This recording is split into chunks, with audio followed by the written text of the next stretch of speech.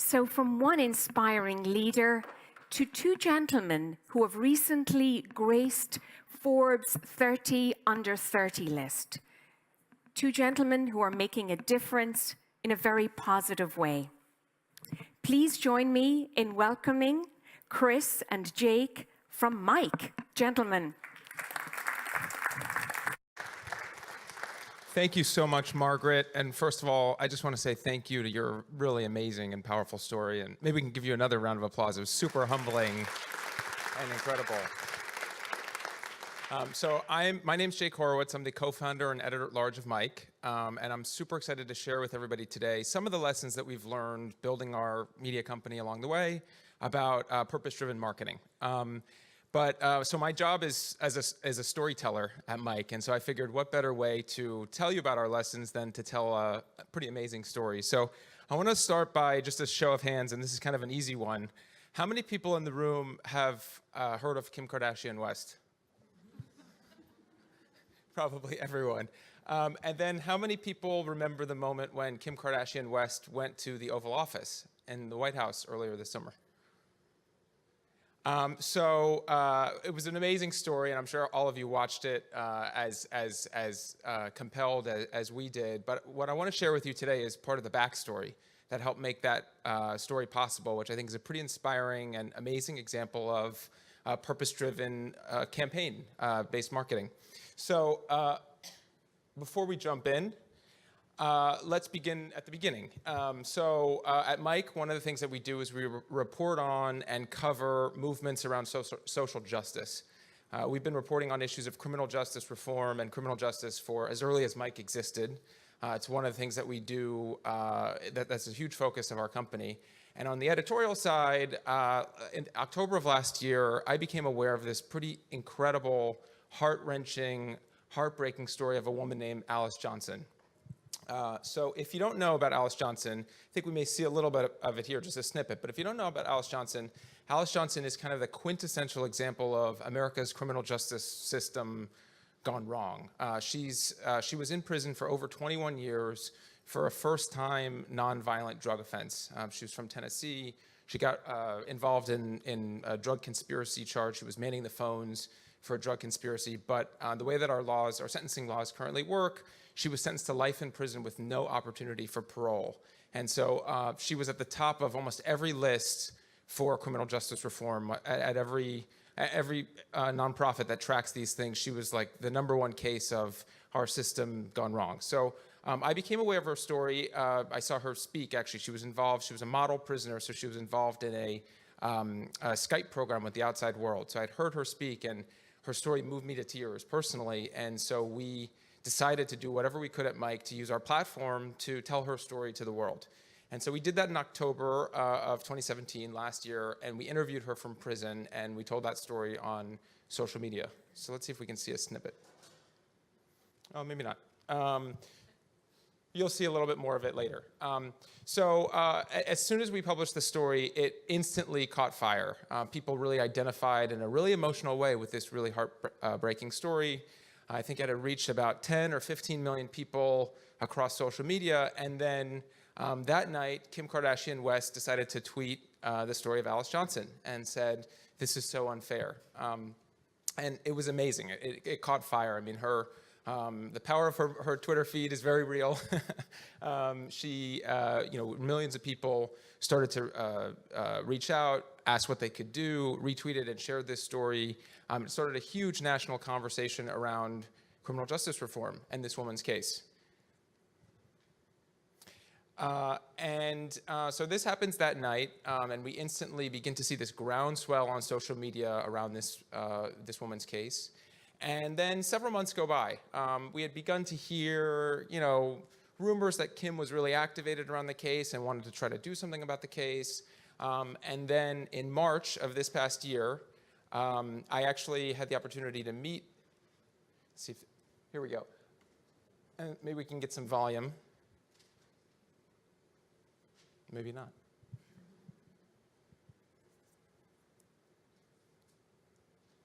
Do we have any volume?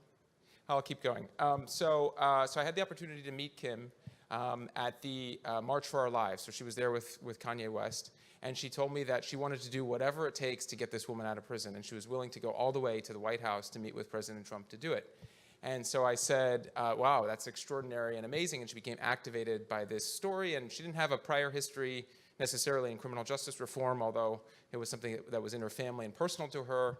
And so I said, how about if I tell the journey and story of how you became an activist, or how you become an activist in real time? And so for about 2-3 months, we spent a lot of time with her and her family tracking her story. So we went to Washington, D.C., we met with her, we met with a woman's lawyer, she hired a new legal team for Alice Johnson, we met with that legal team, we went to Alabama to the prison, and it was pretty amazing to follow in real time. And then ultimately, this was in May, we sat down for an interview where she talked about the case publicly for the first time. And then in June, you may remember this iconic photo now. In June, she actually met with President Trump about the case. President Trump invited her to the Oval Office. We were with her that day as she did that, and we sat down with her that night. And then what happened next, probably everybody in the room knows, which is that President Trump decided to grant clemency to Alice Johnson as a result of this story. So a pretty profound and powerful a thing that happened. I could say personally as a journalist, it was one of the most fulfilling things that could happen as a journalist and a storyteller, is that as a result of your story, somebody's life directly changes and impacted as a result of your journalism. But also a pretty profound example, I think, of some of the themes that we want to talk about a little bit today, which is the lessons that we can draw from this about campaign-based or campaigns that are based on values and leaning into your values and bravery, which is the topic and the theme of our conference. So this is here just another little snippet of a conversation that we did after President Trump decided to grant clemency. It was an amazing thing. We were on the ground in Alabama. People may remember that moment where Alice Johnson ran out of prison. We were with her family as that happened, and sat down with the family, and we're at the family's house. It was an extraordinary, extraordinary thing.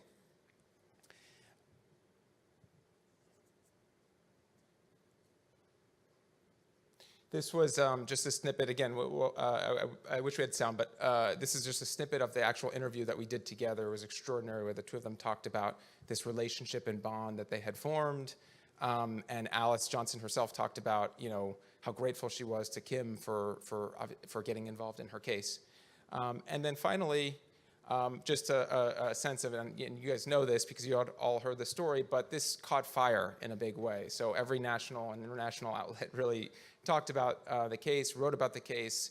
Criminal justice is not a topic that's easy to get coverage on. We've been trying to report on it for years, and this instantly caught fire. It was, as I said, with every national media outlet covered it in some format. Kim was interviewed, I did some interviews, and it really caught fire. So what does all this teach us? And we're about to hear from Chris Altchek, my co-founder, about some of the direct marketing lessons from this. But I just wanted to say a few things, which is, number one, I think biggest lesson learned for us was we took a really adaptive approach in how we told this story. So we told the story in video. So it was a short 3 to 5 minute video. It lived on Twitter and on Facebook and Instagram. Caught fire on Twitter. That's where Kim found it, on Twitter. It had begun to be circulated by a number of influencers, which is how she found it. So some of the people that she followed, she saw it on her own feed.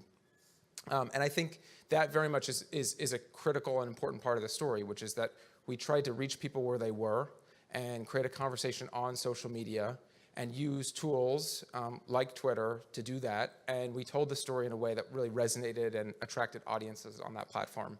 So that's number one. Number two, it was a really positive story. I mean, it's sort of a rare thing to see a story anymore where Republicans and liberals and people from across the political spectrum can all identify and come around positively around one single story. And we were really deliberate and careful in how we told the story, which is a tough story to tell around issues that are hard to talk about. To make sure that we were really emphasizing the human part of Alice Johnson's story. And this wasn't a political thing. It wasn't about an agenda. It wasn't about whose administration was right or wrong. It was about a story a human story that really shows people, puts a human face on an important issue in the news and shows people why it matters. So I think that was really critical. And then third, obviously Kim Kardashian West lending her support and taking this all the way to the White House was a huge component of why President Trump decided to do what he did. But she had really, as I said, not a huge prior background in this. And so one of the things that really became important was telling it in a way that really resonated with somebody like her. And then once she amplified it and brought it to, we talk about, in marketing, influencer marketing, but brought it to her friends in a really authentic way, not in a forced way. It was something that she found on our feed because the story spoke to her. It resonated authentically across the platform. It created this groundswell that ultimately allowed for this to happen. So I'm excited to jump into some of those lessons together in just a minute. Before we do so, I'll just give you a little bit of a teaser, and hopefully this video will play a little bit of a teaser of how we approach marketing at Mic, which draws on a lot of these lessons. This was in our newsroom, but draws on a lot of these lessons and provide lessons for how we work with brands.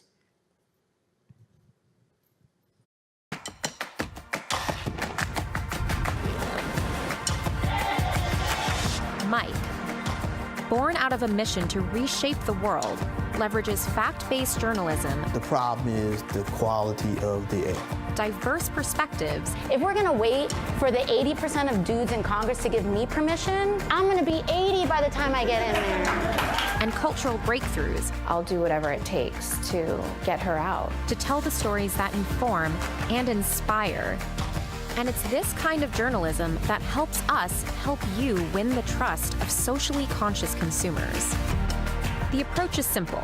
Create a newsroom around a brand modeled after the same editorial integrity and fresh perspectives that Mic is known for. What we're announcing at this moment right here at the Essence Festival is that we are forming something called the Dove Black Beauty Alliance. Our in-house production team contextualizes your brand's moments with brand journalism, making them relatable and relevant. From raising awareness to elevating brand reputation, this is marketing for a new era. Our captivating storytelling leads with your values, so audiences know that you stand with them on the issues that matter most. There's so many constraints, there's so many things which will pull you away from that purpose every day. So you need something that's like a magnet that pulls you toward that purpose, and that's what you're working for. And for me, it was the kids. Through platform-optimized videos and data-driven insights, we've built successful programs for some of the world's top marketers. And our audience can't look away. Brand newsroom content has seen metrics to rival that of actual newsrooms. The only true way that we are going to create real change in our society is by the other side experiencing what we experience. So what's your brand story?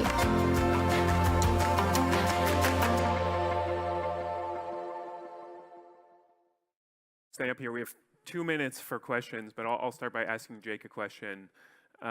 In this incredibly polarized political world, is there a safe space? And if you care about issues, how do you advocate them in a way that creates compassion and empathy and doesn't create division and challenges? Yeah, well, and I think that's a really important part of and why we chose the Alice Johnson story as an example. What we try to do so often at Mic is take these really complicated issues that do too often become really polarized and really partisan, and now people want to see what they want to see rather than actually identify in a way with a story. And what we try to do is take a totally different approach, which is to find a human story and an individual that can put a human face and create an emotional connection to a really important topic, and allows people to connect to that story regardless of your political leaning, which is a really hard thing to do. I mean, it sounds a lot easier than it is, but a lot of our biggest stories all center on a human character that you can connect with in a really personal way, a mother, an individual, a child, somebody who's affected by an issue. And what we see is that the stories that cross red feed and blue feed, where liberals are sharing the story, conservatives are sharing the story, everybody's sharing the story kind of in a universally positive way because you're connecting with an individual rather than a partisan issue, are the ones that create this groundswell. And the campaigns that end up going the biggest for us. Okay, and then last question on the topic of bravery. I think a lot of the marketers in this room wish they could master the tools of social media and marketing like Kim Kardashian has. You know, they wish they had 100 million plus Instagram followers. But in Kim Kardashian's case, she's built her brand over many years and built a very big business off of that brand. And here took a big risk. You know, she put her brand and her reputation on the line to meet with the president, whom, you know, some others would not meet with. Having been, you know, on the front lines with her, having been with her in the meeting with the president, what can marketers learn from Kim and from her bravery? Well, I think number one is really leaning in.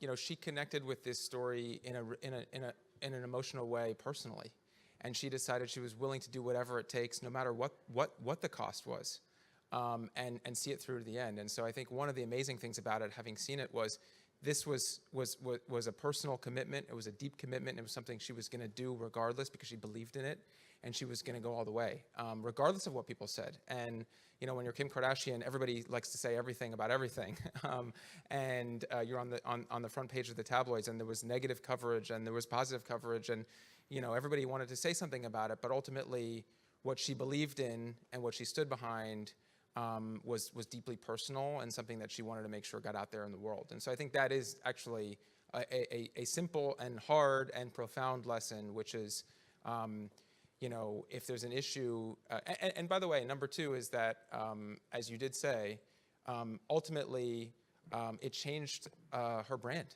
It changed her perception, and so many people have now connected and identified with the work she's doing in the public good space. And so, you know, there's an opportunity to build a huge amount of support by leaning into your values, and particularly with millennials and change makers, leaning into social justice oriented values. And then number two, coming from a place of deep commitment, standing by it and being willing to do it and stand by it despite whatever the repercussions may be, because you believe in it. Marvelous. Thank you. Chris, come back.